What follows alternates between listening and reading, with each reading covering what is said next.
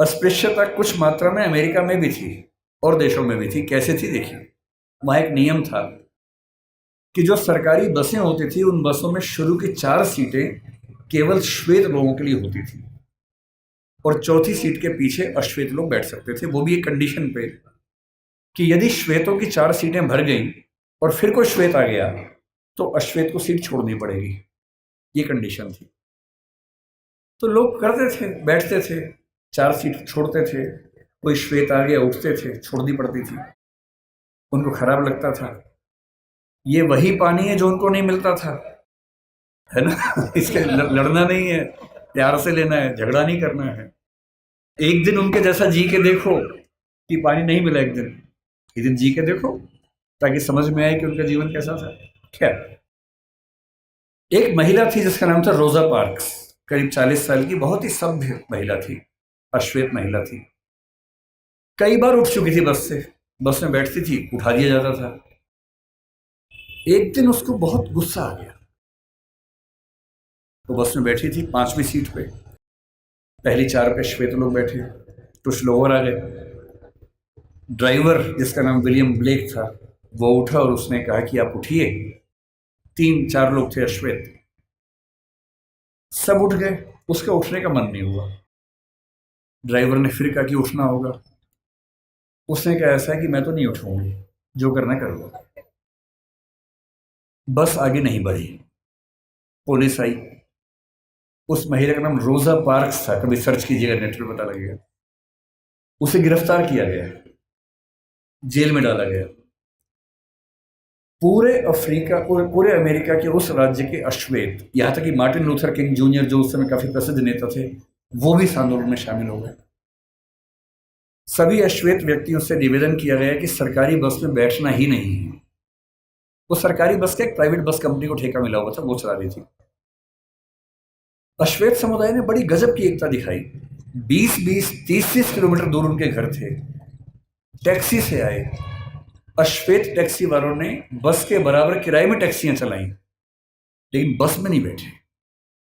1 दिन, 2 दिन, 3 दिन, होते होते 381 दिन आंदोलन चला।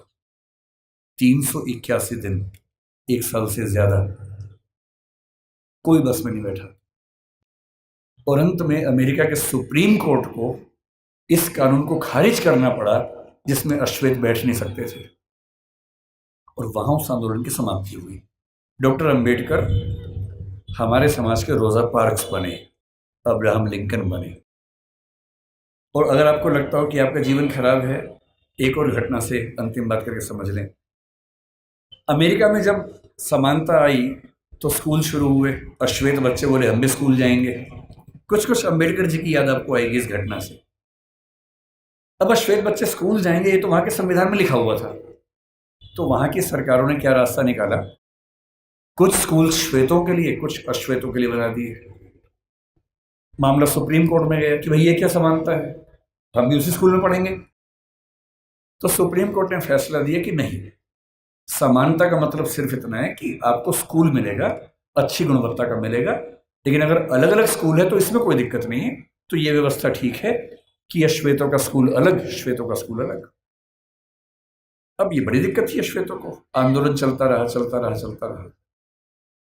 1954 में जब आंदोलन चल रहा था ये वाला, सुप्रीम कोर्ट अमेरिका का, उसको भी लगा कि अब समय बदल रहा है, और अमेरिकी सुप्रीम कोर्ट ने एक नया फैसला दिया, ब्राउन का मामला कहते हैं, और उसमें उसने घोषणा की कि समानता का जो 14th अमेंडमेंट की समानता उनके यहाँ है, उसके तहत समानता का सही मतलब ये है कि जिस स्कूल में श्वेत बच्चे पढ़ेंगे उसी स्कूल में, उसी क्लास में अश्वेत बच्चे भी पढ़ेंगे।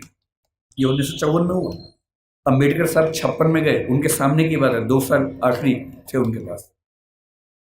अब जब ये हुआ तो अमेरिका में हंगामा हो गया। श्वेत समुदायों ने इतना हंगामा किया, अपने शहर तक बदल लिए ताकि एक ऐसे जगह जाके रहें जहां केवल श्वेत लोग रहते हैं, उनके स्कूल में केवल श्वेत लोग पढ़ें। अब अश्वेत बच्चे स्कूल में कैसे जाएंगे? तो हुआ कि जो बस जाती है स्कूल की श्वेत बच्चों की, उसमें अश्वेत बच्चे भी जाएंगे। और मैंने वो कहानियां पढ़ी हैं विस्तार में जब पहली बार अश्वेत बच्चे श्वेत बच्चों के साथ स्कूल में गए, उस बस को घेर कर पुलिस की कम से कम 10 गाड़ियां आगे पीछे चल रही थी, क्योंकि किसी भी तरफ से हमला हो सकता था, गोलियां चल सकती थी, बच्चों की हत्या हो सकती थी। और बहुत भारी संख्या में पुलिस बस के साथ साथ स्कूल के अंदर, स्कूल के बाहर खड़ी होती थी। और अमेरिकी समाज को लगभग 70-80 साल लगे हैं, लेकिन अगर आप ध्यान से देखें, 1776 की आज़ादी जो दासों की आज़ादी नहीं थी, अश्वेतों की नहीं थी, महिलाओं की नहीं थी। 1866 में दासों की मुक्ति जो महिलाओं की नहीं थी, अश्वेतों की नहीं थी। 1950-55 के आसपास महिलाओं और अश्वेतों की मुक्ति। ठीक उस समय मार्टिन लूथर किंग जूनियर को 35 साल की उम्र में नोबेल पुरस्कार मिलना, और उसके लगभग 50-55 साल बाद बराक ओबामा का अमेरिका का राष्ट्रपति बनना। इतिहास ऐसे बदलता है। इतिहास में हर व्यक्ति को अपने हिस्से की भूमिका निभानी होती है। अम्बेडकर जी ने अपने हिस्से की भूमिका निभा दी है, आपकी बाकी है। ठान लीजिए, इतना पढ़ना है। उस आदमी को सोचिए, वो उसने अपने जीवन में पहला रिसर्च एंथ्रोपोलॉजी में किया। अम्बेडकर जी ने एंथ्रोपोलॉजी के विद्वान, इकोनॉमिक्स में पीएचडी की, और वो व्यक्ति पॉलिटिकल साइंस और संविधान का एक्सपर्ट बना बाद में। जिस विषय में बात करेंगे उस विषय का एक्सपर्ट बना। अगर वो ऐसा कर सकते हैं तो आप क्यों नहीं कमर कर सकते। और मैं अंत में ये बात कहकर समाप्त करूंगा, ठान लीजिए उन्हीं की बात, पैरों में जूते हो ना हो। तुम लोग ध्यान से समझो, पानी की बोतल मिले ना मिले, हाथ में किताब होनी चाहिए। और किताब सूरज से, धूप बचाने के लिए नहीं होती है। आप बचा लो, कोई बात नहीं, टेंशन मत। किताब इसलिए नहीं चाहिए कि धूप से बचना है, किताब इसलिए चाहिए कि धूप जैसा तेज अपने अंदर पैदा हो। और एक बहुत प्रसिद्ध विचारक हुए सफदर हाशमी, उन्होंने मजदूर समाज के लिए एक बात कही थी जो मैं आपको कह रहा हूं। उन्होंने एक गीत लिखा कि शिक्षा से ही बदलाव हो पाएगा। वो कहते हैं, पढ़ना लिखना सीखो ओ मेहनत करने वालों, पढ़ना लिखना सीखो ओ मेहनत करने वालों, पढ़ना लिखना सीखो ओ भूख से मरने वालों, क ख ग घ को पहचानो, अलिफ को पढ़ना सीखो, अ आ ई को हथियार बनाकर लड़ना सीखो। जो लड़ाई आप लड़ रहे हैं, उस लड़ाई में ना बंदूक चाहिए, ना तोप चाहिए, ना लाठी चाहिए, ना भाला चाहिए, डंडा नहीं चाहिए, किताब चाहिए, अक्षर चाहिए। और पढ़ना क्या है? हर चीज़ पढ़नी है। संविधान को घोट लेना है ताकि आपको पता रहे क्या अधिकार है। कानून को ठीक से पढ़ना है, सीआरपीसी, आईपीसी को ठीक से पढ़ना है ताकि कोई आपके खिलाफ ज्यादती न कर सके। हर नागरिक को पता होना चाहिए कि मेरे क्या अधिकार हैं और मैं राज्य से क्या उम्मीद कर सकता हूं। साहित्य भी पढ़ना है, और वो साहित्य देखना है जो साहित्य आम आदमी के पक्ष में है। वो साहित्य नहीं जो भव्य इमारतों के बारे में है।